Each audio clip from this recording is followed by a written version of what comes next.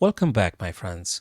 We'll discuss about trading off the pawns in the middle game, how that changes the position, and how can we turn the exchanging of the pawns to our advantage. In this position here, white is enjoying two central pawns connected, dominating in the center. Understanding this should make us trying to finding a way to at least diminish the white's pawn presence in the middle with the move d5. Move to d5 attacks the bishop, challenges the e4 pawn, so they can't just stay impassable, so they need to react to this. Obviously, they will take back. And now we recover with knight taking on to d5. What we've achieved, white no longer has the two connected central white pawns. We having the bishop now more active. Okay, looking this way, we have generated an isolated white pawn on d4, which potentially we will target in the later on in the game. Okay, so we're gonna look at a few situations here. Black had expanded tremendously on the queen side. They took a lot of space. Okay, they just took a lot of space here. So we want to challenge this by playing something like b3. Boom. Now we're already making a lot of pressure on the c4. And we've threatened to win a pawn if they do not react to this by capturing our guy.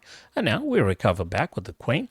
Already we've exerting pressure on the b7 pawn.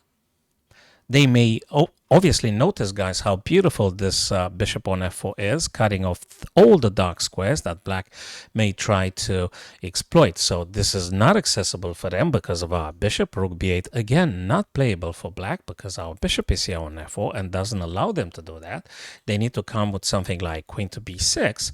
And when they play that, again, refrain yourself from moving straight away. I hope you're not going to play bullet. And reinforce the queen. Reinforce the queen with, for instance, the rook on f, which was an idle rook. You're going to play nicely onto b1 now. Pressure again on the b6 and looks absolutely fine. And if they take your queen, you're going to recover back with the rook, further pressurizing the b7. And it's just great. This position here, do we really have to take on to d5? So we have to look at this position and try to understand that not in all situations you're supposed to take a pawn because your opponent offers you a pawn. You don't have to take it. Because if you take it, you're simply helping them to maneuver their two black knights and getting space and developing. And we just don't want to do that. We don't want to help our opponent to improve their piece's position. So maybe you want to look at this a couple of more seconds and understand that actually by refusing the trade and in this position just pushing up the pawn e4 to e5, you're actually encouraging a very strong diagonal for that bishop, which become incredibly active now. You attacking the black knight on f6 with tempo, which has to move, and they have to carefully choose the escaping square here, all right? Because they might just be very well getting trapped if they go on h5. So they got to play this one carefully, and now they start to behaving passively.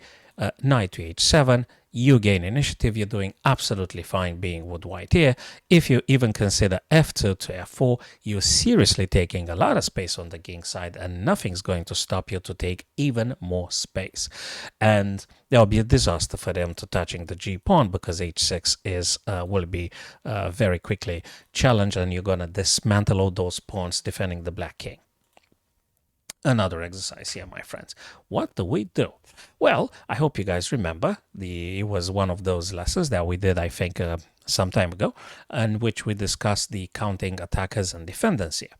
So black is attacking once, twice, three times, okay, and we're defending once, twice, three times. But really, I don't want to wait for my opponent to take initiative. I want to generate some of the game's reality myself. So what do I do here now? Do I really want to push? So let's count this again. 1, 2, 3. I don't think it's that great. Even if I have enough support to pushing the pawn, I really don't want to do that. Let's see if we can damage the black's position actually in the center just a little bit. And we can definitely find a little detail and important because every detail matters here. If we are to take on c5, whether black takes the queen or not, it's a little bit secondary here because what we achieved with taking on c5 is that we forcing sort of black to take back, and they will be having two isolated pawns on A and C respectively, easily attackable in the future by some rook to C in case the queens come off. So let me just take on C5 to get in closer to the truth of the position.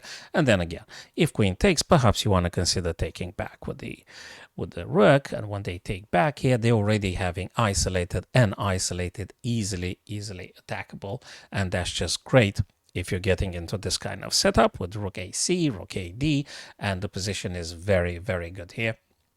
And also you can enjoy the knight and find some good ways to attacking, maybe on knight b5 later on. You've got the rook here, maybe jumping on d6, depends of course on what your opponent plays. And then again, a7, c5 will be disconnected.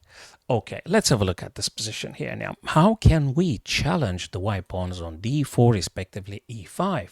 What can we do? How do we dismantle those pawns? What is here available for us? So I'm not saying move like rook AC is not a good stuff to consider here. I'm not saying that, but I'm just saying if you address the central pawn structure here, how do you challenge that? And you will notice that there is something available, given the fact that our bishop now currently does not attack along this diagonal, because, I mean, it does attack, but it's not having complete freedom because there are 2 pawns here stopping you. So let's try to dismantle those pawns with a move like f6. Okay, so you're already asking the question here. They can't just ignore it, and they can't generate another counterplay here. So we really do challenging this guy like 3 times, and they're defending it twice. So they have no choice, so to speak, but to take the pawn, that is. And now we're going to take back with the bishop, and all of a sudden, you notice that you're attacking the d4 white pawn 3 times with the knight, with the bishop, and with the queen, and white defends it twice, and there is no way that they can actually bring about a third defender. So actually you are starting to looking good here with the black pieces, and this guy is going to be captured. Awesome stuff. Again, another scenario here. Make it a habit, count the attackers, count the defenders, look for space grabbing if it's possible, and do not help your opponent to develop and making their pieces active. Now, you notice your opponent has the bishop here. Of course, it's the middle bay, it's the middle game. No tradings occurred up to this moment now, but they would be so happy if black were to capture, because they've got quite a few pieces to take back with, and this bishop will be incredibly happy to having the diagonal accessible to them for attacking. So we mustn't quite take at this very moment, because they might just take with the knight. They're pressurizing this. It's just not incredibly comfortable. But if you can expand, take a little bit of space and encourage your own battery, perhaps you can consider pushing e5 to e4, which actually activates the battery incredibly nicely here, attacks the knight with tempo. They gotta choose carefully what to play, and if they were to choose the nefarious knight to e5, again, count the attackers and defenders. How many times do you control that square? Well, you got 1, 2, 3. How many times they defend? 1, 2. So actually they're going to be losing a pawn there. So they're going to have to play passively and going backwards, and you have expanded and took more space. So these are just elements in the middle game, guys. It doesn't mean that upon playing you now e4, your opponent all of a sudden going to resign the game and that's it. You are guaranteed a victory. No, but what I'm saying is that you, step by step, create little advantages, little positive changes for yourselves. That's exactly what we are looking at today, how to maneuver those middle pawns to our advantage. This position here, our opponent decided to push the backward pawn to d5. Can we turn this position into our advantage? Well, of course we can. Of course you can, because if you're looking at this, you realize you can cause to black an isolated middle pawn attackable for the future. Now black is having 2 pawn islands, but now they're going to have 1 isolated pawn, because now we acknowledge it's absolutely recommendable to start taking pieces in the center. I know we're going to be trading off a couple of things here, and of course they're going to take back, but you continue to trade. You continue, queen takes, and obviously now black will have to take the queen back, and when they take the queen back, they have an isolated pawn. That is awesome. And then you can, I'm just giving you some examples here. You may consider some other stuff. You have the rook coming to D.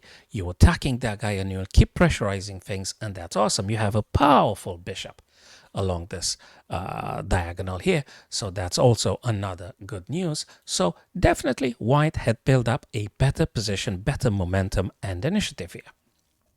Next position.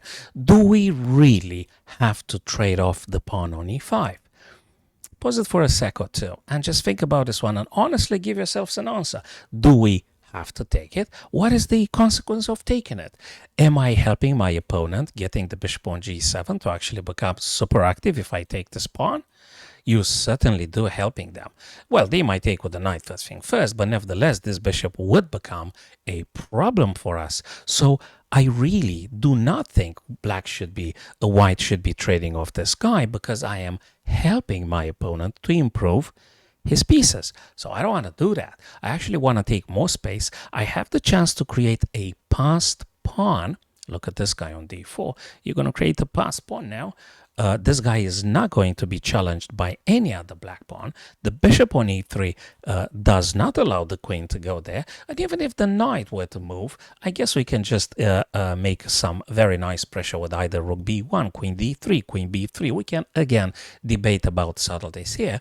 But nevertheless, you've got a passed pawn, you take the b6, you've got the b accessible to yourselves, and everything is better. And if you remember, guys, like 1 or 2 lessons ago, we were discussing about the good bishop and the bad bishop. Again, you've got an incredibly good bishop here.